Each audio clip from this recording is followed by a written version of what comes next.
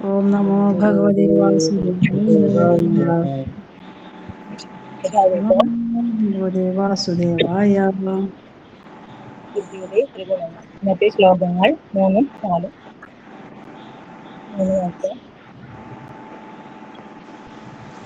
മമ മമ യോനിഃ योनिः മഹത് महत् ബ്രഹ്മ ब्रह्मा തസ്മിൻ तस्मिन् ഗർഭം गर्भं ദദാമി ददामि अहं സംഭവഃ सम्भवः സർവഭൂതാനാം सर्वभूतानां ततो ഭവതി भवति ഭാരത. भारत മമയോനിർമഹദ്ബ്രഹ്മ तस्मिन् गर्भं ददाम्यहं ദദാമ്യഹം. सम्भवा सर्वभूतानां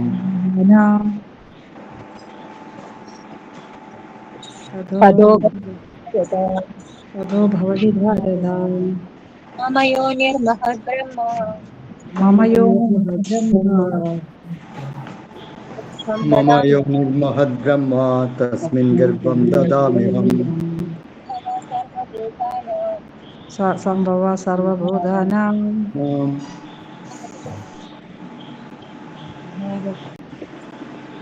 തതോ ഭവതി ഭാരത. ततो भवति भारत മഹദ്ബ്രഹ്മ मम മമയോനിർമഹദ്ബ്രഹ്മ योनिर्महद्ब्रह्म तस्मिन् गर्भं ददाम्यहं सम्भव सर्वभूतानां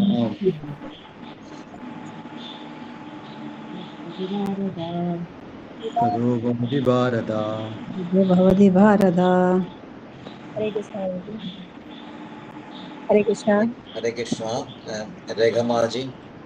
ഹരേ കൃഷ്ണ പ്രഭു. പദവിച്ഛേദം. ഭാരത, ഹേ ഭാരത. മഹത്, മഹത്തായ, മൊത്തത്തിലുള്ള ഭൗതികമായ നിലനിൽപ്പ്. ബ്രഹ്മ, ബ്രഹ്മം. മമ, എന്റെ. യോനി, യോനിയാകുന്നു. തസ്മിൻ, അതിൽ. അഹം, ഞാൻ. ഗർഭം ദദാമി, ബീജത്തെ നിക്ഷേപിക്കുന്നു. തതഃ, അതിൽ നിന്ന്.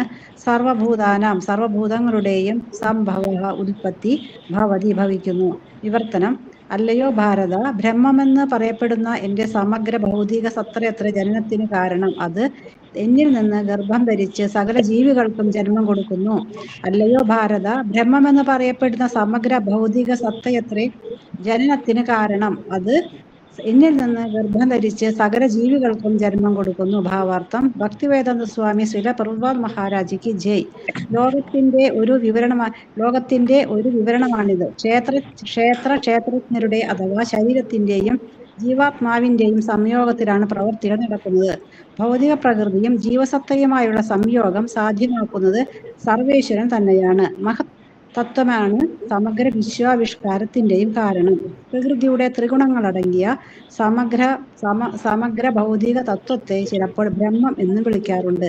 പരമപുരുഷൻ സമഗ്ര ഭൗതിക തത്വത്തെ പൂരിതമാക്കുകയും അങ്ങനെ എണ്ണമറ്റ വിശ്വാസങ്ങൾ ഉണ്ടാവുകയും ചെയ്യുന്നു. മഹത്തത്വമെന്ന ഈ ഭൗതിക സത്തയെ വൈദിക സാഹിത്യങ്ങൾ ബ്രഹ്മൻ എന്നാണ് വിവരിക്കുന്നത്. തസ്മാത് ഏതത് ബ്രഹ്മനാമരൂപം അന്നം ച ജായതേ. മുണ്ടകോപനിഷത്ത് 1:19. പരമപുരുഷൻ ബ്രഹ്മത്തെ ജീവസത്തുക്കളുടെ ബീജങ്ങളാൽ പൂരിതമാക്കുന്നു. ഭൂമി, ജലം, അഗ്നി, വായു മുതലായ 24 മൂലകങ്ങളും ഭൗതിക ശക്തി മാത്രമാണ്. അവ മഹത്തായ ബ്രഹ്മത്തിന്റെ ഭൗതിക പ്രകൃതിയുടെ ഘടകങ്ങളാണ്. 7-ാം അധ്യായത്തിൽ പ്രസ്താവിച്ചതുപോലെ ഇവയ്ക്കതീതമായ ജീവസത്തയെന്ന മറ്റൊരു ഉത്കൃഷ്ട പ്രകൃതിയുണ്ട്. ഈ ഉത്തമ പ്രകൃതി പരമദിവ്യോത്തമ പുരുഷന്റെ ഇച്ഛയാൽ ഭൗതിക പ്രകൃതിയുമായി സമ്പർക്കം പുലർത്തുകയും അങ്ങനെ ജീവജാലങ്ങളെല്ലാം ഭൗതിക പ്രകൃതിയിൽ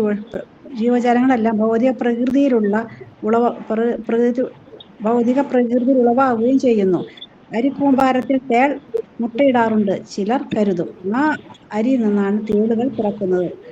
അത് വാസ്തവമല്ല.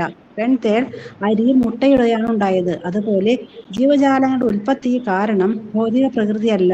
ഭൗതിക പ്രകൃതി സൃഷ്ടിക്കുന്ന മട്ടിൽ പുറത്ത് വരുന്നുവെങ്കിലും അവയ്ക്ക് പ്രദാനം ചെയ്തത് ഭഗവാൻ തന്നെ. എല്ലാ ജീവികൾക്കും തങ്ങളുടെ പൂർവകർമ്മങ്ങൾക്ക് അനുയോജ്യമാവണ്ണം സുഖമോ ദുഃഖമോ അനുഭവിക്കുവാൻ വേണ്ടി ഭൗതിക പ്രകൃതി സൃഷ്ടിക്കുന്ന വ്യത്യസ്ത ശരീരങ്ങളെ സ്വീകരിക്കേണ്ടി വരും. ഈ ഭൗതിക ലോകത്തിലെ സകല ജീവസത്തുക്കളുടെയും ആവിർഭാവത്തിനും കാരണം ഭഗവാൻ തന്നെ. ഹരേ കൃഷ്ണ പ്രഭു. ശ്ലോകം 4. സർവ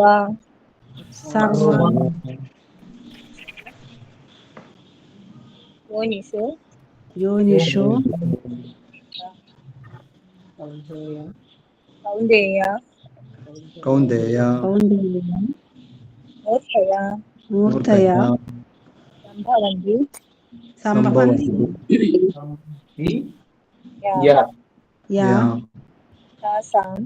താസാം ബ്രഹ്മ മഹത് യോനി അഹം ബീജപ്രദ സർവയോനിഷു കൗന്ദേയ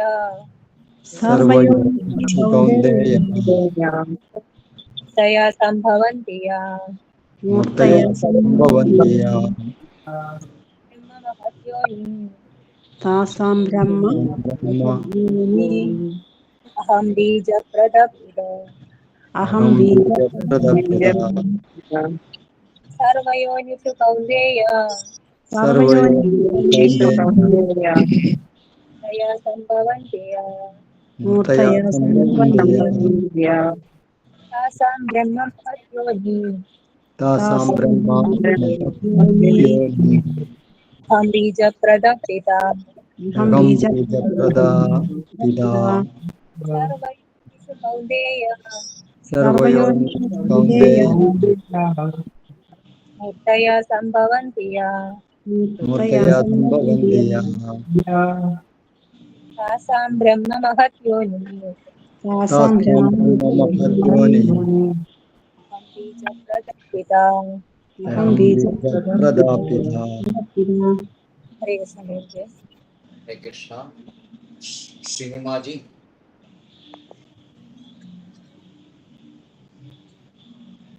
बेनी माता जी।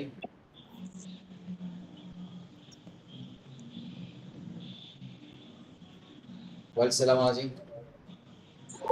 ഹരേ കൃഷ്ണ പ്രഭുജി. പദാനുപദാർത്ഥം. കൗന്ദേയ, ഹേ കുന്തി നന്ദന, സർവയോനിഷു സർവയോനികളിലും യാ ഏതെല്ലാം വിധമായ മൂർത്തയ മൂർത്തികൾ രൂപങ്ങൾ സംഭവന്തി സംഭവിക്കുന്നു. താസാം അവയുടെ ആ മൂർത്തികളുടെ ബ്രഹ്മ ബ്രഹ്മം പ്രകൃതി മഹാദ്യോനി ഭൗതിക പദാർത്ഥത്തിലെ ജന്മത്തിന്റെ ഉറവിടം അഹം ഞാൻ ബീജപ്രദ ബീജപ്രദനായ കർത്താവായ പിതാവാകുന്നു. വിവർത്തനം. ഹേ കുന്തിപുത്ര, നാനാരൂപേണയുള്ള ജീവിവർഗങ്ങൾക്കെല്ലാം ഈ ഭൗതിക പ്രകൃതി ജന്മെടുക്കാൻ അവസരം നൽകിയത് ഞാനാണ്. അവയുടെ ബീജപ്രദാതാവായ പിതാവും ഞാൻ തന്നെ എന്ന് അറിയണം. ഭാവാർത്ഥം. ശ്രീ A.C. ഭക്തിവേദാന്ത സ്വാമി ശ്രീല പ്രഭുപാദ് മഹാരാജ് കി ജയ് ഹോ. ശ്രീകൃഷ്ണ ഭഗവാനാണ് ജീവസത്തകൾക്കെല്ലാം ആദി പിതാവെന്ന് ഈ ശ്ലോകം സ്പഷ്ടമാക്കുന്നുണ്ട്. ഭൗതികവും ആത്മീയവുമായ പ്രകൃതികളുടെ സംയോഗമാണ് ജീവസത്തകൾ. അങ്ങനെയുള്ള ജീവസത്തകൾ ഭൂലോകത്തിൽ മാത്രമല്ല ബ്രഹ്മാവ് വാഴുന്ന സമുന്നത ഗ്രഹത്തിൽ പോലും കാണപ്പെടുന്നു. ഭൂമിക്കുള്ളിലും വെള്ളത്തിലും അഗ്നിയിൽ പോലും ജീവികളുണ്ട്. എല്ലായിടത്തും ജീവസത്തകളുണ്ട്. പ്രകൃതി മാതാവിന്റെ ശക്തിയുടെയും കൃഷ്ണന്റെ ബീജാവാപ പ്രക്രിയയുടെയും ഫലങ്ങളാണ് ഈ ആവിർഭാവങ്ങൾ മുഴുവൻ. സൃഷ്ടിയുടെ ആരംഭത്തിൽ പൂർവ്വ കർമാനുസൃതമായി ഭിന്ന രൂപങ്ങളിൽ പിറവിയെടുക്കുന്ന ജീവസത്തകളാൽ പൂരിതമാണ് ഭൗതിക ലോകം എന്ന് സാരം. ഹരേ കൃഷ്ണ ഗുരുജി. ഹരേ കൃഷ്ണ. ഹരേ കൃഷ്ണ.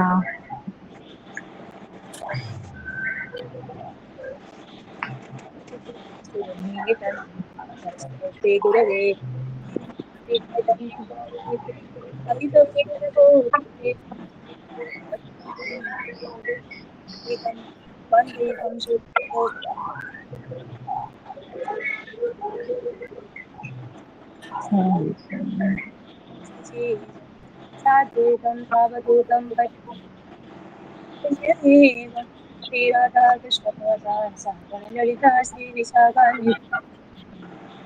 विष्णुपादाय कृष्णप्रेष्ठाय भूतले श्रीमते भक्ति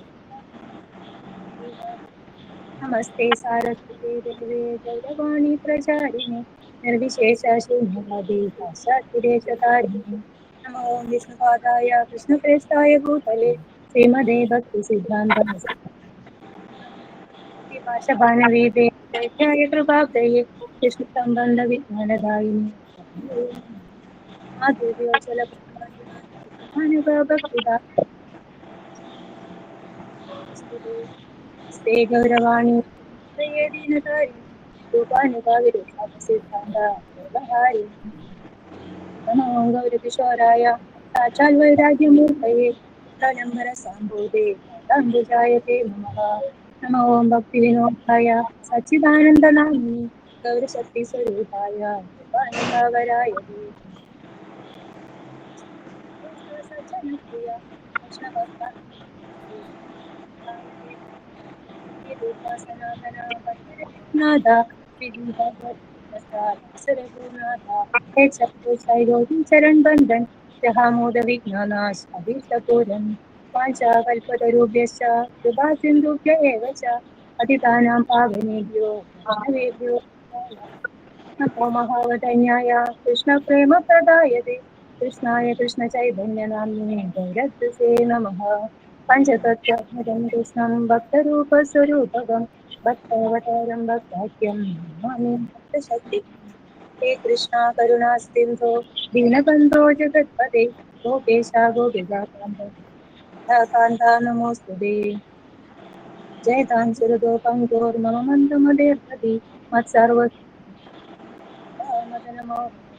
दिव्यानन्दारण्यकल्पद्रुमदा श्रीमद्रत्नाकरसिंहासनस्थ श्रीमद्राधातिलगोविन्ददेवो निष्ठालभि सेव्यमानो स्मरामि श्रीमन्दासककारञ्जीवटतटस्थितः कर्षन् वेणुसुनीतोऽपि यतिनाथाश्रयेस्तुना भक्तकाञ्चन गौराङ्गी राधावृन्दावनेश्वरी शपानसुते देवी नमामि हरिप्रिये जय श्री कृष्ण चैतन्य प्रभु नित्यानंद श्री अद्वैत गदाधर गौरभक्तवृंद हरे कृष्ण कृष्ण कृष्ण हरे हरे हरे राम राम राम हरे हरे हरे कृष्ण कृष्ण कृष्ण हरे हरे हरे राम राम राम हरे हरे हरे कृष्ण कृष्ण कृष्ण हरे हरे हरे राम राम राम हरे हरे കൃഷ്ണ എല്ലാവർക്കും ഒരിക്കൽ ഭഗവത്ഗീത ക്ലാസ്സിലേക്ക് സ്വാഗതം. ഇനി ഞാൻ പറയുന്ന കാര്യങ്ങളിൽ എന്തെങ്കിലും തെറ്റുകൾ സംഭവിച്ച് എന്റെ ഭാഗത്തു നിന്നുള്ളത് എന്തെങ്കിലും ശരിയായിട്ട് എന്തെങ്കിലും ഞാൻ പറയുന്നുണ്ടെങ്കിൽ അത് എന്റെ ശിക്ഷാഗുരുവിന്റെയും ശിലാ പ്രഭുപാദിന്റെയും വൈഷ്ണവ പരമ്പരയിലെ ആചാര്യന്മാരുടെയും ഭഗവാന്റെയും കൃപ കൊണ്ട് മാത്രമായിരിക്കും. കേട്ടുകൊണ്ടിരിക്കുന്ന ഓരോ ഭക്തരുടെയും പാതാരവിന്ദങ്ങളിൽ നിന്ന്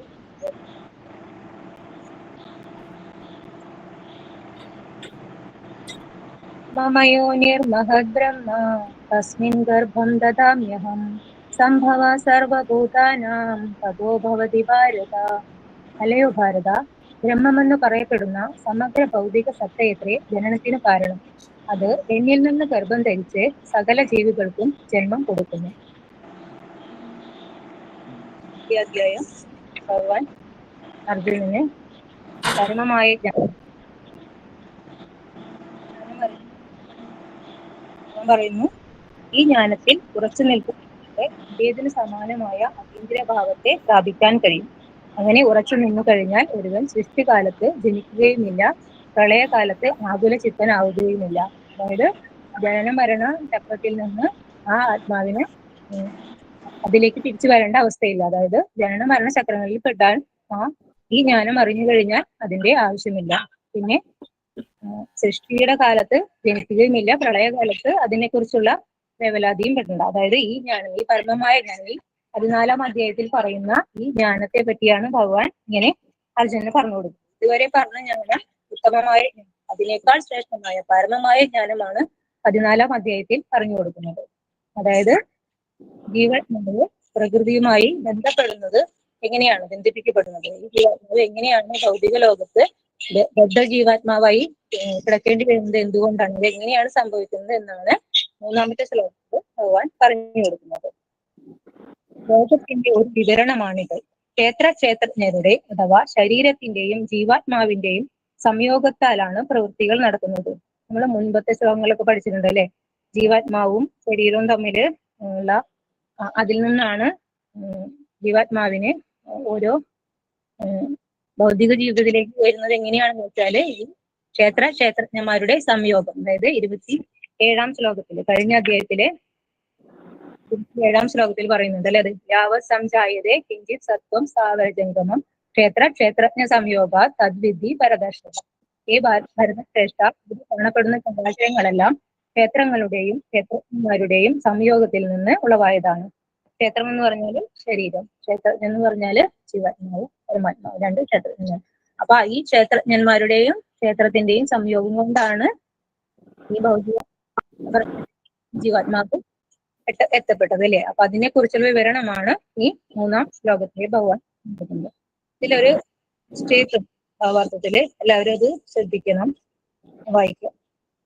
ഭൗതിക പ്രകൃതിയും ജീവസത്തയുമായുള്ള സംയോഗം സാധ്യമാക്കുന്നത് സർവേശ്വരൻ തന്നെയാണ്.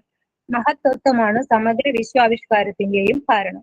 പ്രകൃതിയുടെ ത്രിഗുണങ്ങൾ അടങ്ങിയ സമഗ്ര ഭൗതിക തത്വത്തെ ചിലപ്പോൾ ബ്രഹ്മം എന്ന് വിളിക്കാറുണ്ട്.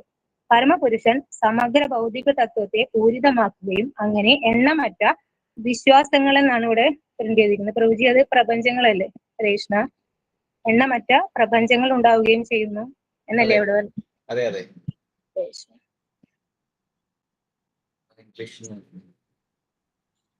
അതായത് ആദ്യം നമ്മൾ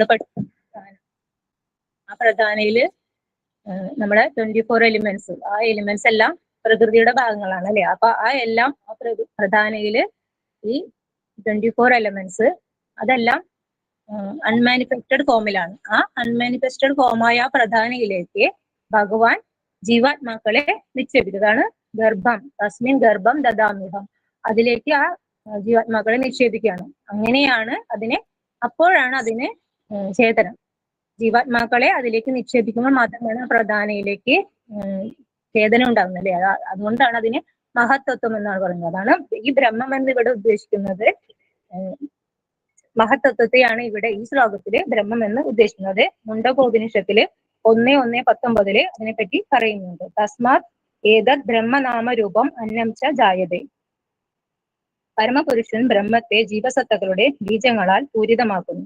ഈ 24 എലമെന്റ്സ് ഒക്കെ നമ്മൾ പഠിച്ചതല്ലേ? ഭൂമി, ജലം, അഗ്നി, വായു മുതലായ 24 മൂലകങ്ങളും ആ ശ്ലോകം നമ്മൾ പഠിച്ചതാണ് അല്ലെ? 7-ാം അധ്യായത്തിലെ 4-ാം ശ്ലോകം. ഭൂമിരാപോ അനലോ വായു ബ്രഹ്മനോ ബുദ്ധിരേവച അഹങ്കാര ഇതീയമേ എന്ന പ്രകൃതി രഷ്ടത. അങ്ങനെ ആ മഹത്തായ ആ ബ്രഹ്മം ഭൗതിക പ്രകൃതിയുടെ ഘടകങ്ങളാണ്. ഉത്തമ പ്രകൃതി ജീവാത്മാവും അധമ പ്രകൃതിയായ പ്രകൃതി അതും തമ്മിൽ സമ്പർക്കത്തിൽ വരുമ്പോഴാണ് എന്ത് പറ്റുന്നത്? അവിടെ വൈവിധ്യങ്ങൾ ആ മഹത്തത്വത്തിൽ നിന്ന് ഉരുത്തിരിഞ്ഞു വരുന്നതാണ് ഈ പ്രപഞ്ചത്തിൽ കാണുന്ന എല്ലാ ജീവനുള്ളതായാലും ജീവനില്ലാത്ത എല്ലാം ഭഗവാന്റെ സൃഷ്ടികൾ. വൈവിധ്യമാർന്ന ഈ പ്രപഞ്ചം സൃഷ്ടിക്കപ്പെട്ടത് ഇങ്ങനെയാണ്. അതായത് ഭഗവാൻ ജീവാത്മാക്കളെ ആ പ്രധാനയിലേക്ക് നിക്ഷേപിക്കുന്നു. അപ്പോഴാണ് അതിന് അജിറ്റേറ്റഡ് ആവുന്നത്. അങ്ങനെയാണ് എന്ന് പറയുന്നത്. അതിൽ നിന്നാണ് ഈ പ്രപഞ്ചം സൃഷ്ടിക്കപ്പെട്ടത്. അതാണ് ഈ 3-ാമത്തെ ശ്ലോകത്തിൽ ഭഗവാൻ വ്യക്തമാക്കി തരുന്നത്. 7-ാം അധ്യായത്തിൽ പ്രസ്താവിച്ചതുപോലെ ഇവയ്ക്ക് അതീതമായ ജീവസത്ത എന്ന മറ്റൊരു ഉത്കൃഷ്ട പ്രകൃതിയുണ്ട്. ഈ ഉത്തമ പ്രകൃതി പരമദിവ്യോത്തമ പുരുഷന്റെ ഇച്ഛയാൽ ഭൗതിക പ്രകൃതിയുമായി സമ്പർക്കം പുലർത്തുകയും ഇങ്ങനെ ജീവജാലങ്ങളെല്ലാം ഭൗതിക പ്രകൃതിയിൽ ഉളവാകുകയും ചെയ്യുന്നു. ജീവാത്മാക്കൾക്ക് എപ്പോഴും അതിനെ ആസ്വദിക്കണം, എൻജോയ് ചെയ്യാൻ അങ്ങനെയുള്ള അവസരം ഭഗവാൻ കൊടുക്കുകയാണ്. ഇങ്ങനെ ഈ സൃഷ്ടി നടത്തിയിട്ട് ഈ ജീവാത്മാക്കളുടെ ഡിസയർ, അതുകൊണ്ടാണല്ലോ അവർക്ക് ഈ ഭൗതിക ലോകത്തിലേക്ക് വരേണ്ടി വന്നത്. ആ ജീവാത്മാക്കൾക്ക് ആസ്വദിക്കാനായി ഭഗവാൻ ഒരു അവസരം കൊടുത്ത് അങ്ങനെ ഈ ജീവാത്മാക്കൾ ഭൂമിയിലേക്ക് 4 ലക്ഷം യോനികളിലൂടെ പ്രവേശിച്ച് ഓരോ ജീവാത്മാക്കളും അവരുടെ ഈ ശരീരം കിട്ടുന്നത് എങ്ങനെയാണെന്ന് വെച്ചാൽ അവർക്ക് എത്രമാത്രം ആസ്വദിക്കാനുള്ള അതിന്റെ അളവനുസരിച്ച് ഉള്ള ശരീരം അവിടെ നിന്ന് അവർക്ക് ലഭിക്കുന്നു. അങ്ങനെ ചെറിയ മൈക്രോസ്കോപ്പിക് ആയ ജീവാത്മാക്കൾ തുടങ്ങി വളരെ വലിയ ആന, സിംഹം, തിമിംഗലം തുടങ്ങി വലിയ വലിയ ജീവാത്മാക്കൾ സൃഷ്ടിക്കപ്പെടുന്നു. അതെല്ലാം അവരുടെ ആ ആസ്വദിക്കാനുള്ള ആ കഴിവ്, അവർക്ക് ഏത് രീതിയിലുള്ള ആസ്വാദനമാണ് അവര് ഇച്ഛിക്കുന്നത്, ആ ഇഷ്ടം ഇവിടെ സാധിക്കപ്പെടുകയാണ് അല്ലെ. ഓരോ ജീവാത്മാക്കളും ഓരോ തരത്തിലാണ്, ഓരോരുത്തർക്കും ഓരോ തരത്തിലാണ് ആസ്വാദന ശക്തി. അതിനനുസരിച്ച് അവർക്ക് ഓരോ ശരീരങ്ങൾ കിട്ടുന്നു. പിന്നെ അവരവിടെ ബദ്ധനായി. അപ്പോൾ ആ ശരീരത്തിൽ ഇരുന്നു കൊണ്ട് അവർ ചെയ്യുന്ന ഓരോ കർമ്മങ്ങൾക്കനുസരിച്ച് വീണ്ടും വീണ്ടും അവർക്ക് ശരീരങ്ങൾ കിട്ടിക്കൊണ്ടേയിരിക്കും. ഫലങ്ങൾക്കനുസരിച്ച് വീണ്ടും വീണ്ടും അവർക്ക് ജന്മങ്ങൾ കിട്ടിക്കൊണ്ടിരിക്കും. പ്രഭുപാദരുടെ ആ ജന്മം എടുക്കുന്നതിനെ പറ്റി പ്രഭുപാദരുടെ ഒരു എക്സാമ്പിൾ പറയുന്നുണ്ട്. അരിക്കൂമ്പാരത്തിൽ തേൾ മുട്ടയിടാറുണ്ട്. ചിലർ കരുതും ആ അരിയിൽ നിന്നാണ് തേളുകൾ പിറക്കുന്നതെന്ന്. അത് വാസ്തവമല്ല. പെൺതേൾ അരിയിൽ മുട്ടയിടുകയാണ് ഉണ്ടായത്.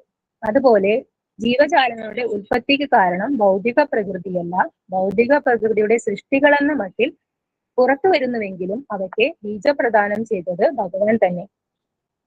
അതായത് നമ്മള് അരിക്കൂമ്പാരത്തിൽ നിന്ന് തേളുകൾ പുറത്തു വരുമ്പോൾ സാധാരണയായ എല്ലാ ആളുകളും വിചാരിക്കും അത് അരിയിൽ നിന്നാണ് ആ തേളുകൾ ജനിച്ചു വരുന്നതെന്ന് അല്ലെ. പക്ഷെ ഒരിക്കലും അത് സാധ്യമല്ല. ഭഗവാന്റെ ഇച്ഛയ്ക്ക് അനുസൃതമല്ലാതെ ഒരു ജീവജാലങ്ങളും ഇവിടെ സൃഷ്ടിക്കപ്പെടുന്നില്ല. അവിടെ ആ തേളുകളുടെ മുട്ട അവിടെ നിക്ഷേപിക്കപ്പെട്ടത് കൊണ്ടാണ് അത് വിരിഞ്ഞു വരുന്നത്. നമ്മള് പഴുത്ത മാമ്പഴത്തിൽ ധാരാളം പുഴുക്കളെ കാണാറുണ്ട് അല്ലെ. അത് മാങ്ങയിൽ നിന്നാണല്ലോ ആ പുഴുക്കൾ വരുന്നത്. അത് നമുക്ക് ചിന്തിച്ചാൽ അറിയാം അല്ലെ.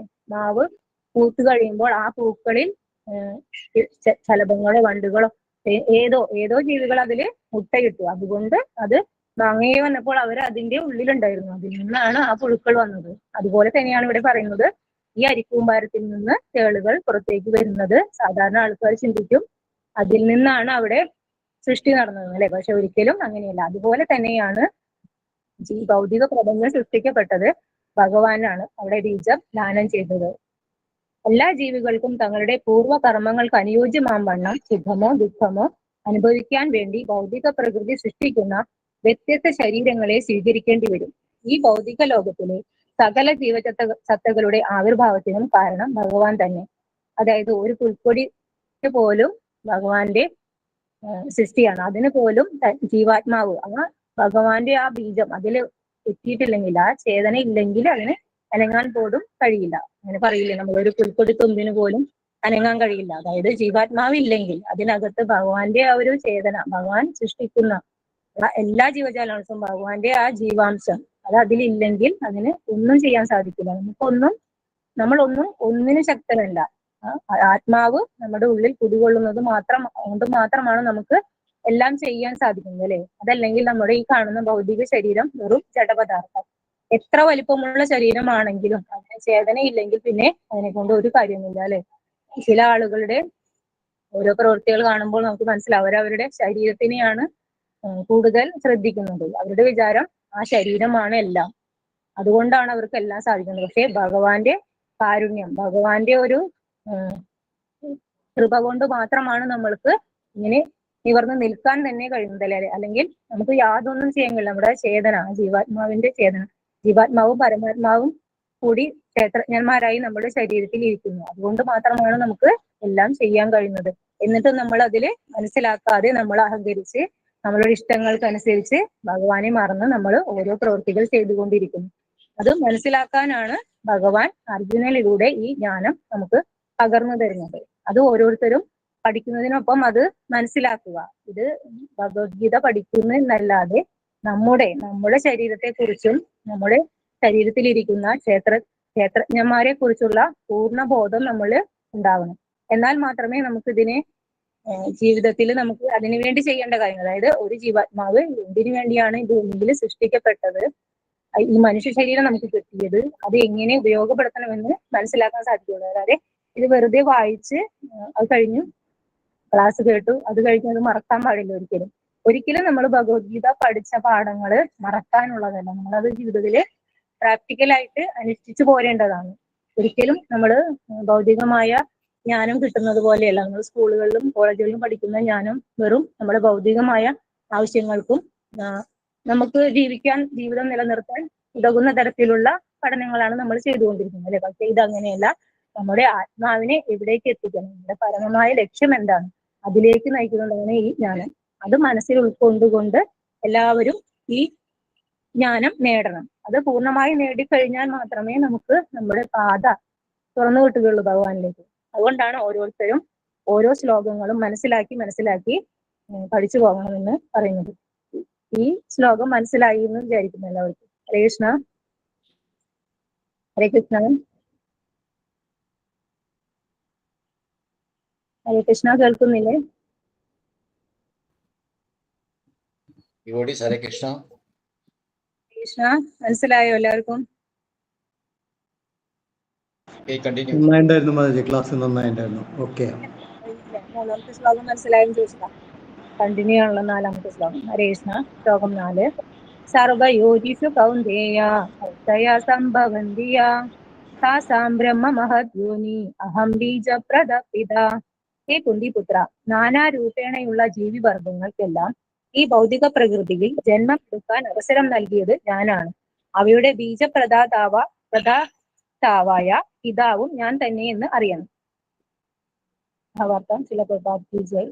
ശ്രീകൃഷ്ണ ഭഗവാനാണ് ജീവസത്തകൾക്കെല്ലാം ആദി പിതാവെന്ന് ഈ ശ്ലോകം സ്പഷ്ടമാക്കുന്നു. അതുകൊണ്ട് തന്നെ ഈ ശ്ലോകം ഏറെ പ്രാധാന്യമുള്ളതാണ്.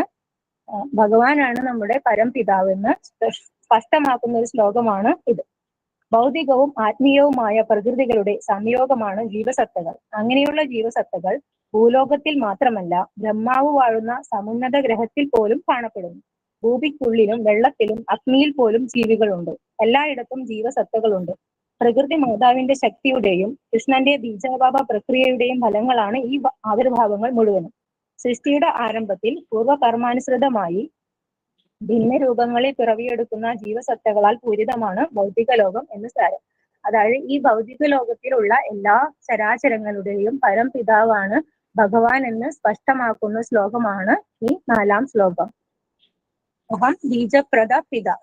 പരംപിതാവാണ് ഭഗവാൻ എന്ന് ഭഗവാൻ ഇവിടെ അർജുനന് മനസ്സിലാക്കി കൊടുക്കുകയാണ്. അതായത് ഓരോ ജീവജാലങ്ങളും ഓരോ ജീവാത്മാക്കളും ഭഗവാനാണ് പരംപിതാവ് എന്ന് മനസ്സിലാക്കി ആ പരംപിതാവിനെ വേണ്ടി നമ്മൾ കർമ്മം ചെയ്യുക. നമ്മൾ നമ്മുടെ പേരൻസിന് വേണ്ടി കർമ്മം ചെയ്യും. അവർക്ക് വേണ്ടി നമ്മൾ ചെയ്യുമ്പോൾ അവർ നമ്മളെ സംരക്ഷിക്കും, അല്ലെ? അവരെ നമ്മൾ സംരക്ഷിക്കുമ്പോൾ അവർ നമ്മളെയും സംരക്ഷിക്കും. നമ്മൾ അവർക്ക് വേണ്ടി കർമ്മങ്ങൾ ചെയ്യണം. അതേപോലെയാണ് അവരുടെയും പിതാവായ, അതായത് സർവ്വ ജീവജാലങ്ങളുടെയും പരംപിതാവായ ഭഗവാനെ നമ്മൾ സേവിക്കണം. ആ സേവയാണ് നമ്മുടെ മനുഷ്യർക്കാണ് അത് മനസ്സിലാക്കാനുള്ള കഴിവുള്ളത്. അതുകൊണ്ട് തന്നെ മനുഷ്യർ അത് മനസ്സിലാക്കി ആ സേവനത്തിലേക്ക് ഉയരണം. എങ്കിൽ മാത്രമേ നമ്മുടെ ആത്മാവിന് പരമമായ ലക്ഷ്യം സ്ഥാപിക്കാൻ കഴിയുകയുള്ളൂ. ഭൗതികവും ആത്മീയമായ പ്രകൃതിയുടെ സംയോഗമാണ് ജീവസത്തകൾ. അതായത് ഭഗവാന്റെ തന്നെ ശക്തിയാണ് ഭൗതികം പ്രകൃതി, അല്ലെ? ഭഗവാന്റെ അധമശക്തിയാണ്. ആ അധമശക്തിയും ഉത്കൃഷ്ട ശക്തിയുമായ ജീവാത്മാക്കളും ഒരുമിച്ച് ചേർന്ന് പ്രവർത്തിക്കുമ്പോഴാണ് ഈ പ്രപഞ്ചം, ഭൗതിക പ്രപഞ്ചം സൃഷ്ടിക്കപ്പെടുന്നത്. അതിലൂടെ ഓരോ ജീവാത്മാക്കൾക്കും അവരുടേതായ എൻജോയ്മെന്റ് ചെയ്യാൻ പറ്റുന്നു. പക്ഷെ ആ എൻജോയ്മെന്റ് ചെയ്യുന്നതിനിടയിൽ അവര് ഭഗവാനെ മറന്നുകൊണ്ട് ചെയ്യുമ്പോഴാണ് അവർക്ക് വീണ്ടും ജന്മങ്ങൾ എടുക്കേണ്ടി വരുന്നത്. അതുകൊണ്ട് പരംപിതാവിനെ മാത്രം സേവിക്കുക.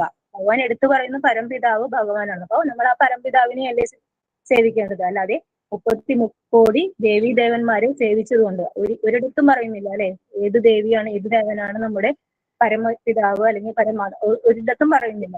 ഭഗവാൻ ശ്രീകൃഷ്ണൻ തന്നെയാണ് എല്ലാവരുടെയും പരംപിതാവ്, ഈ പ്രപഞ്ചത്തിന്റെ മുഴുവൻ പരംപിതാവ്. അതുകൊണ്ട് നമ്മൾ ആ പരംപിതാവായ ഭഗവാനെ മാത്രം സേവിക്കണം എന്ന് ഈ ശ്ലോകത്തിലൂടെ നമുക്ക് മനസ്സിലാക്കാൻ കഴിയും. ആ 33 കോടി ദേവീ ദേവന്മാർക്കും അവരുടേതായ കർമ്മഫലങ്ങൾ കഴിയുമ്പോൾ അവർക്ക് വീണ്ടും വീണ്ടും ഓരോ ജന്മങ്ങൾ എടുക്കേണ്ടി വരും. അത് ഉത്തമമായ ജീവാത്മാക്കളാവാം, അധമമായ ഏത് കർമ്മങ്ങൾ ആണോ ചെയ്യുന്നത് അതിനനുസരിച്ച് അവർക്ക് എടുക്കേണ്ടി വരും. അതാണ് പറയുന്നത് ബ്രഹ്മാവ് വാഴുന്ന സമുന്നത ഗ്രഹത്തിൽ പോലും കാണപ്പെടുന്നു. അവിടെയുണ്ട് ഈ ജീവാത്മാക്കൾ. അപ്പോൾ ഭൂമിക്കുള്ളിലും വെള്ളത്തിലും അഗ്നിയിൽ പോലും ജീവികളുണ്ട്. അവിടുത്തെ ആ അന്തരീക്ഷം, ആ അഗ്നിയിലെ അന്തരീക്ഷത്തിൽ ജീവിക്കാൻ പറ്റുന്ന അനുകൂലനങ്ങൾ ലഭിച്ച ജീവികൾ അവിടെയും ഉണ്ടെന്നാണ് പ്രഭുപാദർ നമുക്ക് പറഞ്ഞു തരുന്നത്. ഏത് ജീവിത സാഹചര്യങ്ങളും അനുകൂലനങ്ങളും നമുക്ക് കിട്ടുമ്പോൾ അതിൽ ജീവിക്കാനുള്ള അവസരം ഭഗവാൻ കൊടുക്കുന്നു. അങ്ങനെയുള്ള ജീവികളും ഉണ്ടെന്ന് ഇതിൽ പറയുന്നു. എല്ലായിടത്തും ജീവസത്തകളുണ്ട്. പ്രകൃതി മാതാവിന്റെ ശക്തിയുടെയും കൃഷ്ണന്റെ ബീജാവാപ പ്രക്രിയയുടെയും ഫലങ്ങളാണ് ഈ ആവിർഭാവങ്ങൾ മുഴുവനും. പ്രകൃതി മാതാവും ഭഗവാൻ പരംപിതാവും. ഈ രണ്ട് കാര്യങ്ങൾ മനസ്സിലാക്കി മറ്റ് ദേവീ ദേവതകളെ ആരാധിച്ചാൽ നമുക്ക് നമ്മുടെ ആ പരമമായ ലക്ഷ്യം അത് പ്രാപിക്കാൻ ഒരിക്കലും കഴിയുകയില്ല. അതായത് ഭഗവാനാണ് എല്ലാ ജീവജാലങ്ങളുടെയും സൃഷ്ടികൾ നടത്തുന്നത്. അത് നമ്മൾ മനസ്സിലാക്കുക. പരംപിതാവ് ഭഗവാനാണ്, ബീജം പ്രദാനം ചെയ്തത് ഭഗവാനാണെന്നുള്ള ഒരു ബോധം മനസ്സിലാക്കുകയാണെങ്കിൽ നമ്മൾ ഒരിക്കലും മറ്റ് ദേവീദേവന്മാരെ ആരാധന നടത്തുകയില്ല. അതുകൊണ്ട് നമുക്ക് ഈ ഭൗതിക ശരീരത്തിനുണ്ടാവുന്ന നേട്ടങ്ങൾ ലഭിക്കുമെന്നല്ലാതെ നമ്മുടെ ആത്മാവിന് പരമമായ ലക്ഷ്യത്തിലേക്ക് എത്താൻ ഒരിക്കലും സാധിക്കുകയില്ല. അത് നമ്മൾ ഭഗവത്ഗീതയിലൂടെ അത് മനസ്സിലാക്കി കഴിഞ്ഞാൽ അതിനനുസരിച്ചുള്ള പ്രവർത്തനങ്ങൾ നമ്മളെല്ലാവരും ചെയ്യണം. അല്ലാതെ ഈ ശരീരത്തിന് വേണ്ടി, നമ്മുടെ ശരീരത്തിന് എത്ര ആയുസ്സുണ്ടെന്ന് നമുക്ക് ഒരിക്കലും പറയാൻ കഴിയില്ല, അല്ലെ? അതൊരു നീർക്കുമിള പോലെയാണ്. എപ്പോ വേണമെങ്കിലും അത് നശിപ്പിക്കപ്പെടാം. അതായത് മരണം നമ്മുടെ നിഴലായി എപ്പോഴും കൂടെയുണ്ട്. അത് എല്ലാവരും ഓർക്കുക. എപ്പോഴാണ് നമുക്ക് ഈ ശരീരം വെടിയേണ്ടി വരുന്നതെന്ന് ആർക്കും നിശ്ചയിക്കാൻ, അതായത് ആർക്കും പറയാൻ കഴിയില്ല എപ്പോ നമ്മുടെ ഈ ശരീരം നഷ്ടപ്പെടും. അതുകൊണ്ട് ഒരു നിമിഷം പോലും പാഴാക്കാതെ നമ്മൾ ഈ മനുഷ്യ ശരീരത്തിൽ ഇരുന്നു കൊണ്ട് ചെയ്യേണ്ട കർമ്മങ്ങൾ അനുഷ്ഠിക്കുക. ഭക്തിയുടെ ഭഗവത് സേവനം മാത്രമാണ് മനുഷ്യന്റെ ഒരു ധർമ്മം. അത് മനസ്സിലാക്കി എല്ലാവരും അതിലോട്ട് ശ്രദ്ധ കേന്ദ്രീകരിച്ച് അതിനുവേണ്ടിയുള്ള കർമ്മങ്ങൾ ചെയ്യുകയാണെങ്കിൽ തീർച്ചയായും എല്ലാവർക്കും ആ പരമപദം പ്രാപിക്കാൻ കഴിയും. സൃഷ്ടിയുടെ ആരംഭത്തിൽ പൂർവ്വകർമാനുസൃതമായി ഭിന്ന രൂപങ്ങളിൽ പിറവിയെടുക്കുന്ന ജീവസത്തകളാൽ പൂരിതമാണ് ഭൗതിക ലോകം എന്ന് സാരം. അതായത് സൃഷ്ടിയുടെ ആ ആരംഭത്തിൽ തന്നെ ആ കർമ്മഫലങ്ങൾ അവിടെ പറയുന്നുണ്ട്, അല്ലെ? പൂർവ്വകർമാനുസൃതമായി, അതായത് ജീവാത്മാവ് ഏത് കർമ്മങ്ങളാണ് ചെയ്തത്, അവർക്ക് എങ്ങനെയുള്ള ആഗ്രഹം, ആ ഡിസയർ എന്തായിരുന്നു, ഇങ്ങനെ ആ ബോധമനുസരിച്ചിട്ടാണ് അവർക്ക് ഓരോ ശരീരങ്ങൾ ഭഗവാൻ കൊടുത്തത്. അതുകൊണ്ട് നമുക്ക് മനുഷ്യജന്മം കിട്ടിയത് നമ്മുടെ മുൻജന്മ കർമ്മങ്ങളുടെ ഫലമായിട്ടാണ്. അപ്പോൾ നമ്മൾ ചെയ്ത ആ പുണ്യകർമ്മത്തിന്റെ ഫലമായി നമുക്ക് ഈ മനുഷ്യ ശരീരം കിട്ടി. ഇനി നമ്മൾ എന്താണ് വേണ്ടത്? അതാണ് നമ്മളെ ഭഗവത്ഗീത പഠിപ്പിക്കുന്നത്. മനുഷ്യ ശരീരം കിട്ടിക്കഴിഞ്ഞാൽ മാത്രമേ നമുക്ക് ഇങ്ങനെയുള്ള ശാസ്ത്രങ്ങൾ പഠിക്കാനും അത് മനസ്സിലാക്കാനും അതനുസരിച്ച് ജീവിക്കാനും കഴിയുകയുള്ളൂ. ഇത് ചിലപ്പോൾ നമുക്ക് കിട്ടാൻ പോകുന്നത് മനുഷ്യ ശരീരം, അതായത് മനുഷ്യജന്മം ആകണമെന്നില്ല. അതുകൊണ്ട് ഈ ജന്മത്തിൽ തന്നെ അത് പ്രാവർത്തികമാക്കാൻ എല്ലാവരും ശ്രമിക്കണം. അതിനുവേണ്ടി എല്ലാവരും ഭഗവത്ഗീത പഠിക്കുന്നതിനോടൊപ്പം അതിൽ പറഞ്ഞിരിക്കുന്ന കാര്യങ്ങൾ ശ്രദ്ധയോടെ വേണ്ടി ശ്രദ്ധ പുലർത്തുക മാത്രം. ഈ ശ്ലോകങ്ങളെല്ലാം നമ്മൾ പഠിക്കുന്നതുകൊണ്ട് നമുക്കുള്ള ഗുണം, അല്ലാതെ ശ്ലോകങ്ങൾ പഠിച്ചു എല്ലാ ശ്ലോകങ്ങളും വായിച്ച് മനസ്സിലാക്കി പക്ഷെ ജീവിതത്തിൽ അത് ചെയ്യുന്നില്ലെങ്കിൽ അതുകൊണ്ട് യാതൊരു കാര്യമില്ല. ഭഗവാൻ പറഞ്ഞിരുന്ന ഈ പരമമായ ജ്ഞാനം, അതായത് 14-ാം അധ്യായത്തില് പരമമായ ജ്ഞാനമാണ് പറഞ്ഞിരുന്നത്, അല്ലെ? ഈ ജ്ഞാനം മനസ്സിലാക്കിയിട്ട് വേണം നമ്മൾ ഭക്തി സേവനം ചെയ്യാനായിട്ട്. മാത്രമേ നമുക്ക് ആ ഭക്തിക്ക് മുന്നേറാൻ കഴിയുള്ളൂ. അതായത് ഭഗവാനെ കുറിച്ച് നമ്മൾ മനസ്സിലാക്കണം. ഭഗവാൻ പറഞ്ഞു തരുന്ന കാര്യങ്ങൾ എന്താണെന്ന് പൂർണ്ണമായി മനസ്സിലാക്കുമ്പോൾ നമുക്ക് കൂടുതൽ ഭക്തിയിൽ മുന്നേറാൻ സാധിക്കും. അതായത് നമ്മൾ എന്തിനു വേണ്ടിയാണ് ഈ ഭക്തി ചെയ്യുന്നത്, അതുകൊണ്ട് നമ്മൾക്ക് എന്താണ് ലക്ഷ്യം എന്ന് നമ്മൾ ഈ ജ്ഞാനം നേടുന്നതിലൂടെ നമുക്ക് മനസ്സിലാക്കാൻ കഴിയും. അതുകൊണ്ട് ഓരോരുത്തരും ഈ എല്ലാം മനസ്സിലാക്കുക, അതനുസരിച്ച് ജീവിതത്തിൽ അത് പ്രാവർത്തികമാക്കാൻ ശ്രമിക്കുക. ഹരേ കൃഷ്ണ.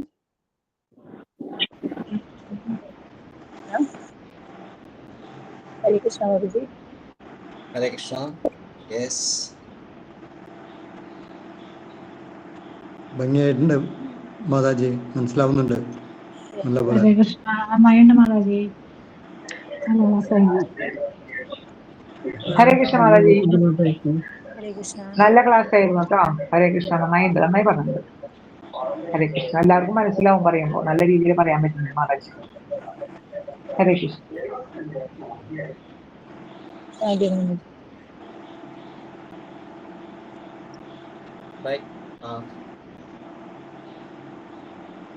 ഈ രണ്ട് ശ്ലോകങ്ങൾ കൂടെ ഭഗവാനാണ് കാരണദൂതൻ എന്നാണ് ഭഗവാൻ തെളിയിക്കുന്നത്. 27-ാം ശ്ലോകം 13:37 സംയോഗം ഉണ്ടായിട്ടുണ്ട്. സംയോഗത്തിന്റെ ഫലമാണ് ഈ ഭൗതിക ലോകങ്ങൾ, യൂണിവേഴ്സസ് എന്നുള്ളതായിരിക്കണം വിശ്വങ്ങൾ എന്നുള്ള ഉദ്ദേശത്തിലായിരിക്കും വേണമെങ്കിൽ ബാലമണിയം വഴി ഉണ്ടാവുക. അത് വിശ്വാസങ്ങളായി മാറിയിട്ടുണ്ട്. അതായത് പ്രിന്റിംഗ് മിസ്റ്റേക്ക് ആയി തോന്നുന്നത്. ഇംഗ്ലീഷിലെ യൂണിവേഴ്സസ് എന്നാണ്. അപ്പം യൂണിവേഴ്സസ് ചലാത്മകമാകുന്നു ഇവരുടെ സംയോഗം കൊണ്ടാണ്. അത് നമ്മൾ 7-ാം അധ്യായത്തില് 5-ാം ശ്ലോകത്തിൽ പറയുന്നുണ്ട്. 6-ാം ശ്ലോകത്തിൽ ഏതത് യോനിനി ഭൂതാനി സർവാണി തു ഉദാരയ അഹം കൃഷ്ണസ്യ ജഗതഃ പ്രളയ പ്രഭവ പ്രളയസ്തത എന്ന ശ്ലോകത്തില് ഞാൻ തന്നെയാണ്, എൻ്റെ 2 ശക്തികളാണ് ഇത് രണ്ടും. ഇത് ബഹിരംഗ ശക്തിയും അതിനുള്ള ക്ഷേത്രം എന്ന് പറയുന്നത് അന്തരംഗ ശക്തി അല്ലെങ്കിൽ മാർജിനൽ പൊട്ടൻസി, അത് നമ്മുടെ ക്ഷേത്രജ്ഞ എന്ന് പറയുന്നത്. ഇത് രണ്ടും എൻ്റെ ശക്തികൾ തന്നെയാണ്. ഇത് രണ്ടും കൂടി സംയോജിക്കുമ്പോഴാണ് ഇവിടെ ഈ ഭൗതിക പ്രപഞ്ചം ചലനാത്മകമാകുന്നത്. അവ സംയോഗം നടത്തിക്കൊടുക്കുന്നതും ഭഗവാൻ തന്നെയാണ്. അല്ലാതെ ഒരു ആക്സിഡന്റൽ ആയിട്ടുള്ള ആകസ്മികമായിട്ട് ഇത് രണ്ടും കൂട്ടിമുട്ടല്ല ചെയ്യണം. അതിന് പർപ്പസ് ഉണ്ട്. എന്തുകൊണ്ട് നടത്തി? കാരണം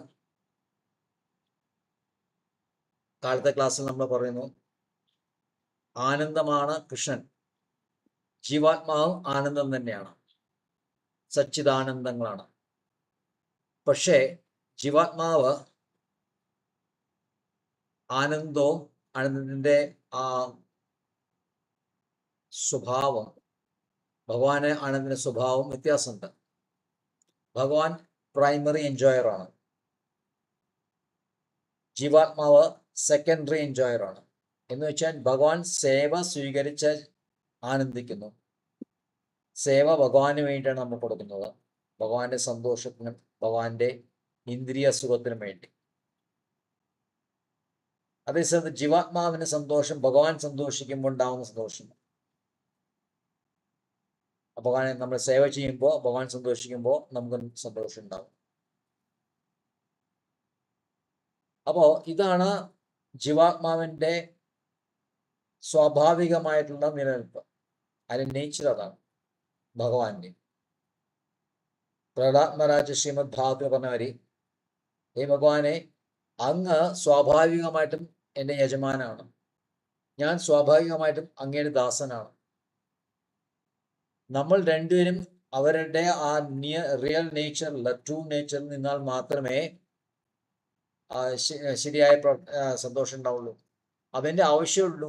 അത് നമ്മൾ ചെയ്തിട്ട് ദാസൻ എന്തെങ്കിലും യജമാനിൽ നിന്ന് പ്രതീക്ഷിക്കുകയോ അല്ലെങ്കിൽ യജമാനൻ ശരി എന്നെ സേവിച്ചല്ലോ ഞാൻ നിനക്ക് എന്തെങ്കിലും തരാം എന്ന് ഭാവത്തിൽ യജമാൻ നിൽക്കുകയാണെങ്കിൽ അത് ശരിയായിട്ടുള്ള യജമാനല്ല, ശരിയായിട്ടുള്ള ദാസനല്ല. അത് വെറും കച്ചവടമായിട്ട് മാറണം. യനിക് എന്ന് മാത്രം പറയും, യനിക് വെച്ചാൽ കച്ചവടം. അപ്പോ ജീവാത്മാവ് ആദ്യം ഭഗവാനിൽ നിന്ന് എന്തെങ്കിലും പ്രതീക്ഷിക്കണം. രണ്ടാമത് ഭഗവാന്റെ ആ നിലയിലേക്ക്, പൊസിഷനിലേക്ക് എത്താൻ ആഗ്രഹിക്കുന്നു. He wants to become a primary enjoyer. അങ്ങനെ വരുമ്പോ വൈകുണ്ഠത്തിൽ അല്ലെങ്കിൽ ആത്മീയ ലോകത്തില് അവന് നിലനിൽപ്പില്ലാണ്ടേ മാറും. കാരണം ആത്മീയ പറഞ്ഞ ഫലങ്ങൾ, ഈ ഗുണങ്ങളില്ലാണ്ട് ഏറ്റവും പരിശുദ്ധമായിട്ടുള്ള ശുദ്ധസത്വത്തിലാണ് ആത്മീയ ലോകങ്ങൾ ഇരിക്കുന്നത്. അപ്പോൾ ഇങ്ങനെയുള്ള ആഗ്രഹം എന്നുള്ളത് രജോ ഗുണത്തിനെയും ബേസിക്കലി രജോ ഗുണത്തിൽ വരുന്നതാണ്. അപ്പോ ഗുണം ബാധിച്ചു കഴിഞ്ഞാൽ പിന്നെ ജീവാത്മാവോട് നിൽക്കാൻ പറ്റില്ല. അപ്പൊ അതിനു വേണ്ടിയിട്ടാണ് ഈ സൃഷ്ടി നടത്തുന്നത്. അപ്പോൾ നമ്മൾ എത്രത്തോളം നമ്മൾ ഗുണം ബാധിച്ചിട്ടുണ്ട് അതനുസരിച്ച് നമുക്ക് അതിൻ്റെ തോതനുസരിച്ചിട്ട് നമുക്ക് ശരീരം കിട്ടുന്നു. ആദ്യത്തെ ശരീരം കിട്ടുന്നു, പിന്നീട് പല കർമ്മങ്ങൾ ചെയ്താൽ മാറി മാറി പല ശരീരങ്ങൾ കിട്ടും. അപ്പോൾ ഈ ഭൗതിക ലോകം സൃഷ്ടിച്ചത് ഭഗവാനാണ്. ആദ്യം ഭഗവാൻ പ്രകൃതിയെ നോക്കുന്നു, പ്രകൃതി അജിറ്റേറ്റഡ് ആകുന്നു. അപ്പൊ അവിടെ പ്രധാനിൽ നിന്ന് ഉരുത്തിരിഞ്ഞിട്ട്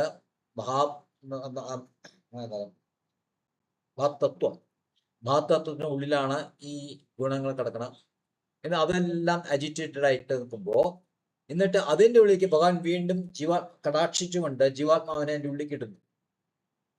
അപ്പോഴാണ് ഈ സംയോഗം നടക്കുന്നത്. അപ്പോൾ ഭഗവാൻ തന്നെയാണ് പ്രകൃതിയെ ഉത്തേജിപ്പിക്കുന്നതും ആ ഉത്തേജിപ്പിക്കേണ്ട പ്രകൃതിയിലേക്ക് ജീവാത്മാവിനെ ഉള്ളിൽ നിക്ഷേപിക്കുന്നതും ഭഗവാൻ തന്നെയാണ്. അപ്പൊ ഭഗവാൻ തന്നെ കാരണഭൂതൻ, ഈസ് റിമോട്ട് കോസ്. അദ്ദേഹം തന്നെയാണ് കാരണഭൂതൻ, എല്ലാത്തിനും കാരണഭൂതൻ ഭഗവാനാണ്. നമ്മൾ പെട്ടെന്ന് കാരണം തോന്നുമ്പോൾ പ്രകൃതിയാണ് ഇതിന്റെ കാരണം. പ്രകൃതിയിൽ നിന്ന് ജീവാത്മാവ് പരിപ്പെടുമ്പോൾ പ്രകൃതിയാണ് ഇതിന് കാരണം നമ്മൾ വിചാരിക്കും. പക്ഷെ പ്രകൃതിയല്ല, പ്രകൃതിയിലിരിക്കുന്ന ജീവാത്മാവാണ് ചലനാത്മകമാണ്. ആ ജീവാത്മാവിനെ നിക്ഷേപിച്ച് ഭഗവാനാണ്. അതുകൊണ്ട് റിമോട്ട് കാരണം ഏറ്റവും അവസാനത്തെ കോസ് എന്ന് പറഞ്ഞാൽ ഭഗവാനാണ്. അതുകൊണ്ട് ഭഗവാനെ പറഞ്ഞു ബീജം പ്രതാപിത, ഞാനാണ് ബീജം കിടന്നത്. ബീജം ബാക്കി ആരെ കഴിഞ്ഞിട്ട് ഭഗവാന്റെ ബീജം ഇരിക്കുന്നത്. അപ്പൊ ആ ബീജം മഹത്തത്വത്തിൽ നിക്ഷേപിക്കുമ്പോഴാണ് ഇവിടെ ലോകങ്ങൾ ഉണ്ടാവുന്നു, ജീവാത്മാവർക്ക് ശരീരം ഉണ്ടാകുന്നു. ആ ജീവാത്മാവ് പ്രകൃതിയെ ചൂഷണം ചെയ്യാനായിട്ട് ഇവിടെ വരുന്ന പല കർമ്മങ്ങൾ ചെയ്യണു. അവസാനം മടുപ്പ് വരുമ്പോൾ ജീവാത്മാവ് ഭഗവാനിലേക്ക് തിരിയാണ്. അപ്പോൾ ഈ അധ്യായങ്ങള് ജ്ഞാനത്തിനെ കുറിച്ചിട്ടുള്ളതാണ്. ജീവാത്മാവിനെയും ജീവാത്മാവിനെയും പ്രകൃതിയും കുറിച്ചും ജ്ഞാനാണ്. 15-ാം അധ്യായത്തില് അതിനെ കണക്ട് ചെയ്തുകൊണ്ട് ഭഗവാനെ കുറിച്ചുള്ള ജ്ഞാനം കൊടുക്കുന്നുണ്ട്. 15-ാം അധ്യായത്തിൽ നമുക്ക് കാണാൻ പറ്റും.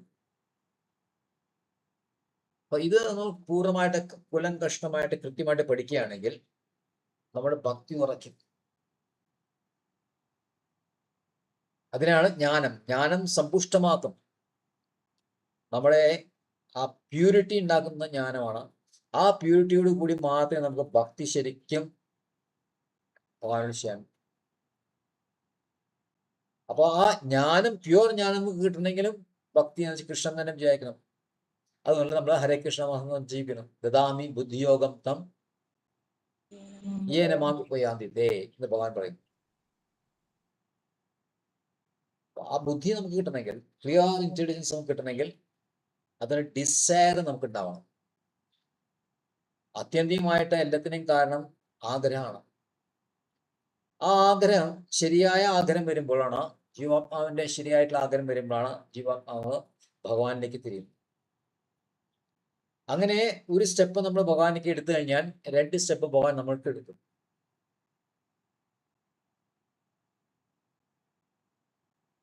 പക്ഷെ ആ സ്റ്റെപ്പ് അതല്ല, ഭഗവാനിലേക്ക് നേരിടുന്ന step should be very resolute. അതൊരു അറിയാം സൂപ്പർഫിഷ്യൽ ആയിട്ടുള്ളോ അല്ലെങ്കിൽ നമ്മളെ തന്നെ വിശ്വസിപ്പിക്കാൻ വേണ്ടിയിട്ടുള്ള ഒരു എഫേർട്ട് അതായിരിക്കരുത്. നമ്മൾ ചെയ്യുന്ന ശ്രമങ്ങള്, ആധ്യാത്മികമായിട്ട് മുന്നേറാൻ ആഗ്രഹിക്കുന്ന ശ്രമങ്ങള് വളരെ സിൻസിയർ ആയിരിക്കണം. അല്ലെങ്കിൽ നമ്മൾ വിചാരിച്ച ഫലം നമുക്ക് കിട്ടില്ല. So that which means we should be very serious. We should be a serious devotee. Everyone should be a serious devotee. അപ്പൊ അതിന് തടസ്സങ്ങൾ എന്തൊക്കെയാണെന്ന് നമ്മൾ ആദ്യം മനസ്സിലാക്കണം. സത്സംഗിൽ വരിക എന്നുള്ളത് നമ്മുടെ ആത്മീയമായിട്ടുള്ള അഭിവൃദ്ധിക്ക് ഏറ്റവും പ്രധാനപ്പെട്ട ഘടകമാണ്. ഇപ്പോൾ ഓൺലൈൻ നമുക്ക് സത്സംഗം നടക്കുന്നുണ്ട്, ശരിയാണ്. പക്ഷെ ഓഫ്ലൈൻ സത്സംഗവും നമ്മൾ ശ്രമിക്കണം, നമ്മൾ ചെയ്യണം. ശ്രമിച്ചാൽ ശരിക്കും അത് നമ്മൾ എടുക്കണം, ചെയ്യണം. അപ്പോൾ കുറെ ദൂരെയുള്ള ആൾക്കാർക്ക് റെഗുലറായിട്ട് വരാൻ പറ്റിയില്ലെങ്കിലും അറ്റ്ലീസ്റ്റ് മാസത്തിൽ ഒരിക്കലെങ്കിലും നമ്മൾ വരാൻ ശ്രമിക്കണം. ആ ഒരു ആഗ്രഹം, ആ ആഗ്രഹത്തിൽ സിൻസിയറിറ്റി ഉണ്ടായെങ്കിൽ മാത്രമേ നിർത്തുള്ളൂ. അല്ലെങ്കിൽ സിൻസിയർലി വിൽ നോട്ട് കം. പറയുമ്പോൾ നമുക്ക് എന്തുകൊണ്ടും പറയാം, പക്ഷേ അത് നമുക്ക് പ്രാക്ടീസിൽ വന്നില്ലെങ്കിൽ നമുക്ക് റെഗുലാരിറ്റി, എന്താ പറയുക, ഒരു സീരിയസ് ഡിവോട്ടിയുടെ കണക്കാക്കാൻ പറ്റും. ഇവിടെ ഗ്രൂപ്പിലേക്ക് എന്ന പല ആൾക്കാരും ഒരിക്കൽ പോലും നമ്മുടെ ടെമ്പിൾ വന്നിട്ടില്ല. So think about it, do the introspection. എപ്പോഴും നമുക്ക് ഒരു ഇൻട്രോസ്പെക്ഷൻ വേണം. ഇൻട്രോസ്പെക്ഷൻ എന്താ പറയുക, ഉള്ളിലേക്ക് നമ്മൾ നോക്കിയിട്ട് അത് അനലൈസ് ചെയ്യണം.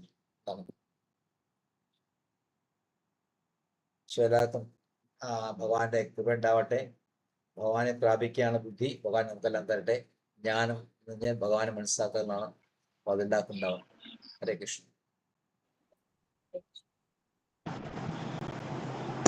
ഹരേ കൃഷ്ണ. Thank you. ഹരേ കൃഷ്ണ. വാഞ്ചാകൽപതരോപശ്ച കൃപാ